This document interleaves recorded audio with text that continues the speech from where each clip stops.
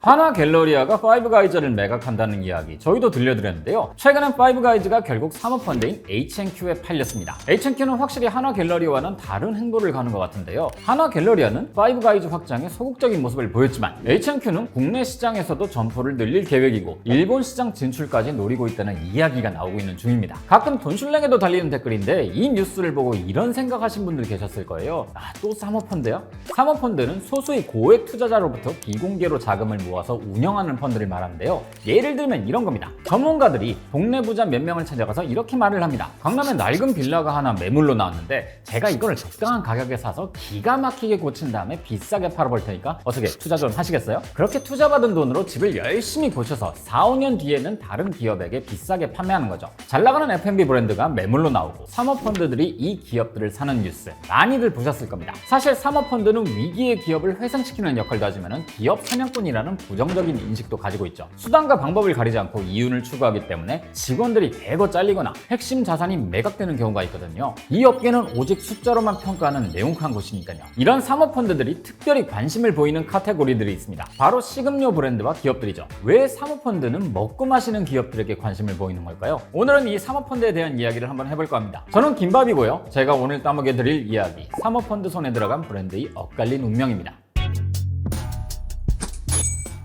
사모펀드 눈에 비춰지는 F&B 기업들은 뭐랄까요? 현금을 만드는 기계 같아 보일 겁니다. 이게 다른 업종보다 훨씬 더 돈을 많이 번다는 개념은 아니고요. F&B는 다른 업종보다 현금을 만질 기회가 많거든요. 전통적인 제조업이나 첨단 기술 기업들은 보통 공장을 크게 짓거나 대규모 설비 투자를 해야 합니다. 여기다 장기간 연구 개발 비용까지 추가되죠. 하지만 F&B 기업, 그 중에서도 프랜차이즈는요, 이런 설비 투자에 큰 돈을 들이지 않습니다. 거기다가 가맹점으로부터 매달 들어오는 로열티, 식자재 유통마진, 인테리어 비용이 전부 현금으로 들어오죠. 손님은 음식을 먹자마자 바로 결제를 하고요. 즉 매일매일 현금이 들어오는 구조라는 겁니다. 이게 사모펀드 입장에선 굉장히 매력적으로 보이는 거죠. 사모펀드가 현금이 늘 차고 넘쳐서 100억, 200억, 1000억씩 턱턱 내고 기업을 인수한 게 아닙니다. 보통 회사를 인수할 때 회사를 담보로 돈을 빌리게 되죠. 그럼 갚아야 할 원금과 이자가 생기잖아요. 이럴 때 예측 가능한 현금이 들어온다는 것은 엄청난 장점인 겁니다. 그리고 F&B 기업이 가지고 있는 부동산이나 물류센터 같은 곳을 매각해서 현금을 만들죠. 또 이 과정에서 회사를 운영할 때 드는 비용을 절감하거나 한편에서는 회사 규모를 키우면서 수익성을 개선해 나갑니다. 사람들이 사모펀드의 브랜드가 팔리는 걸 싫어하는 이유가 여기서 나옵니다. 비용 절감부터 하니까 맛이 예전 같지 않아진다든가 규모를 키우겠답시고 너무 많이 매장을 늘려서 품질 관리가 안 되는 일들이 벌어지니까요. 하지만 꼭 사모펀드의 손에 들어간다고 해서 브랜드가 망가지는 건 당연히 아닙니다. 그 중에서 망가지는 케이스가 우리 눈에 더 잘 띌 뿐이죠. 국내에서도 성공적인 케이스가 있긴 했었습니다. 2014년 유니슨 캐피탈의 공차 코리아 인수가 우선 딱 먼저 떠오르는데요. 당시 유니슨 캐피탈이 공차를 인수한 가격이 무려 340억 원이었습니다. 업계 분위기는 차가웠죠. 뭘 공차를 340억이나 주고 사냐, 뭐 이런 반응들이 많았거든요. 밀크티 열풍이 식어가는 상황이었고 국내 공차 가맹점들이 엄청나게 늘어나면서 맛이 예전 같지 않다라는 이야기가 나오던 차였거든요. 그런데 유니슨 캐피탈은 이 거래를 강행했죠. 그리고 나서는 정말로 이를 간 건지 대단한 저력을 보여줍니다. 신규 출점은 자제하고 내실 다지기에 돌입했거든요. CJ 푸드빌 대표 출신인 김유열 대표를 영입하고 신제품 개발, 서비스 마케팅까지 총력을 다해서 체질 개선하기 시작합니다. 그리고 2016년엔 공차 재팬을 설립해서 일본 시장까지 진출했고요. 2017년에는 아예 공차의 대만 본사인 로열티 타이완까지 인수하면서 아주 업계를 떠들썩하게 만들었습니다. 그럴만했죠. 지역사업부가 본사를 역인수하는 사건이 벌어진 거니까요. 그리고 나서는 직영점 비율을 늘리면서 품질 관리 논란까지 잠재웁니다. 매출이 10배 가까이 늘어버렸어요.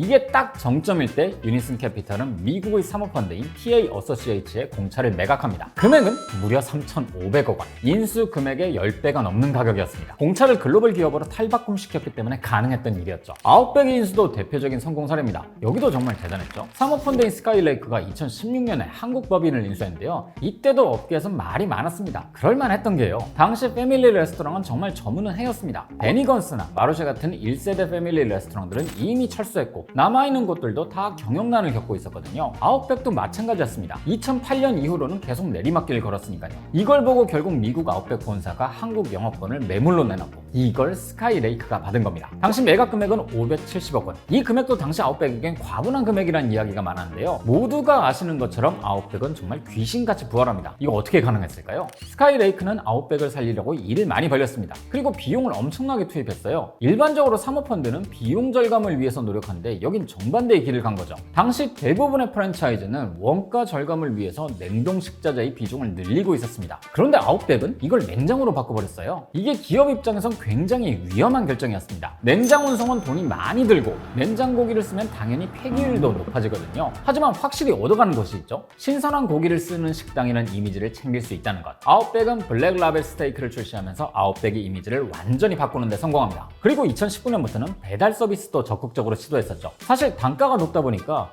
이게 배달이 먹힐까 싶었는데요. 팬데믹으로 집에서 모임을 하는 사람들이 많아지니 배달 주문도 폭발적으로 늘었습니다. 그 결과 매출은 완전히 급상승해버렸죠. 2016년에 인수할 당시의 매출은 1955억 원이었는데요. 2020년에는 2978억 원으로 증가합니다. 영업이익은 10배 가까이 늘었고요. 팬데믹의 한가운데서 그것도 패밀리 레스토랑이 이런 저력을 보여준 겁니다. 그렇게 스카이레이크는 성공적으로 엑시트에 성공하죠. 2021년에 BHC 그룹에 매각을 하는데요. 금액이 무려 2,500억 원이었습니다. 그래서 아웃백의 사례는 가장 교과서적인 엑시트 사례 중 하나라고 평가를 받고 있습니다. 전문 경영인이 작정하고 경영을 하면 죽어가던 브랜드도 부활할 수 있다는 걸 보여준 거죠. 사모펀드의 투자가 이렇게 다 성공적이면 물론 좋겠지만 당연히 아닙니다. 모건 스탠리 같은 것도 이 분야에서 실패한 적이 있거든요. 글로벌 투자은행인 모건 스탠리 들어보셨죠? 여긴 단순히 큰 회사 정도가 아니라 전 세계 돈의 흐름을 쥐락펴락하는 곳입니다. 이 모건 스탠리 산하에 사모펀드 운영 부분이 있습니다. 모건 스탠리 PE인데요. 2011년에 모건 스탠리 PE가 우리나라의 놀부를 인수한 적이 있습니다. 놀부 부대찌개와 놀부 버쌈의 그 놀부가 맞는데요. 좀 뜬금없어 보이긴 하지만 당시에 놀부가 폼이 굉장히 좋았습니다. 1987년에 신림동 5평의 가게에서 출발한 곳인데요. 당시 전국에 700여 개의 점포를 내면서 자리를 잘 잡았죠. 인수 금액은 무려 1114억 원이었습니다. 이때도 냉소적인 반응이 많긴 했었는데요.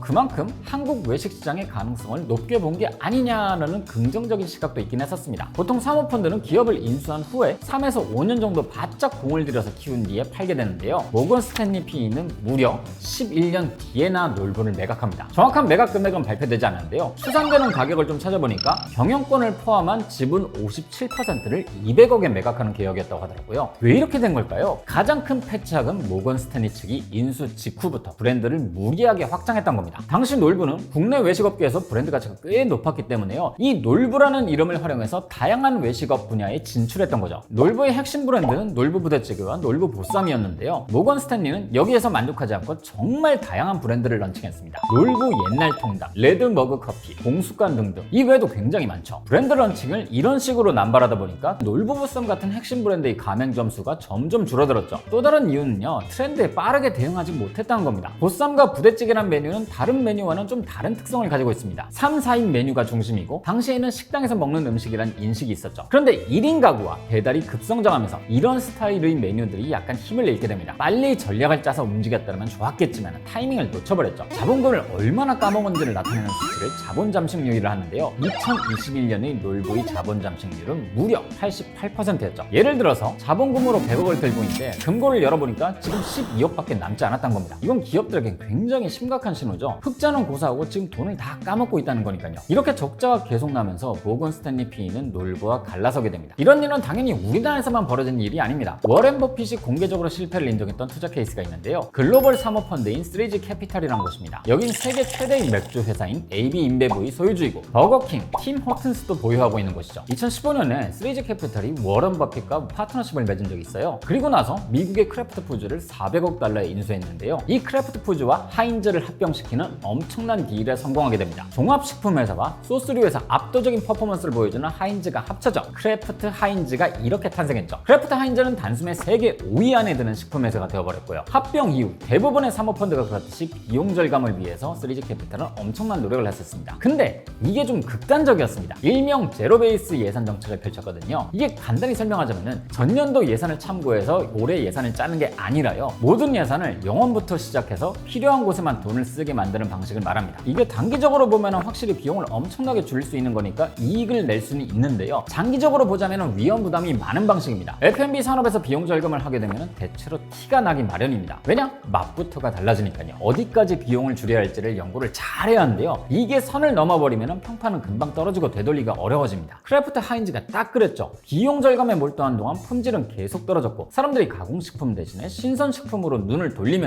트렌드가 바뀌고 있을 때 적절하게 대응하지도 못했거든요. 크래프트 하인즈는 결국 굴욕스러운 끝을 보게 됩니다. 자기들의 이름값이 예전보다 크게 떨어졌다는 걸 인정했거든요. 브랜드의 실제 가치가 장부 가격에 못 미친다고 판단한다면 주주들에게 자산 손상 차손을 보고하는데요. 크래프트 하인즈도 이 자산 손상 차손을 발표합니다. 무려 154억 달러를 손실로 확정지었죠. 워런 버핏은 인터뷰에서 이런 이야기를 남겼습니다. 우리는 크래프트에 너무 비싼 값을 치렀다. 결국 3G 캐피탈은 보유한 지분을 조금씩 매각했고 2024년에 최종적으로 철수하게 됩니다. 이런 걸 보면요, 너무나 당연한 이야기지만 어떻게 경영하느냐가 핵심입니다. 사모펀드가 빠르게 기업 가치를 끌어올려 매각하겠답시고 숫자에만 초점을 둬서 기업이 망가지는 경우도 있습니다. 하지만 이건 사모펀드만 이런 것이 아니라 일반 기업에서도 흔하게 벌어진 일이죠. 앞에서 언급했던 유니슨 캐피탈, 스카이레이크의 사례에서도 알 수 있듯이 사모펀드와 인수브랜드 모두에게 윈윈이 될 수 있었던 것은요, 업의 본질에 충실한 경우입니다. 금융의 논리가 업의 본질을 압도해버리면 대부분 실패해버리고요. 비용을 쥐어짜고 매장을 폭발적으로 늘려서 매출을 부풀리는 방식이 성공 공식처럼 통하던 때도 물론 있었습니다. 하지만 이제는 소비자들도 알거든요. 그냥 덩치만 부풀려 놓은 건지 아니면 진짜 이 기업의 가치가 그만큼 높은 건지를 직접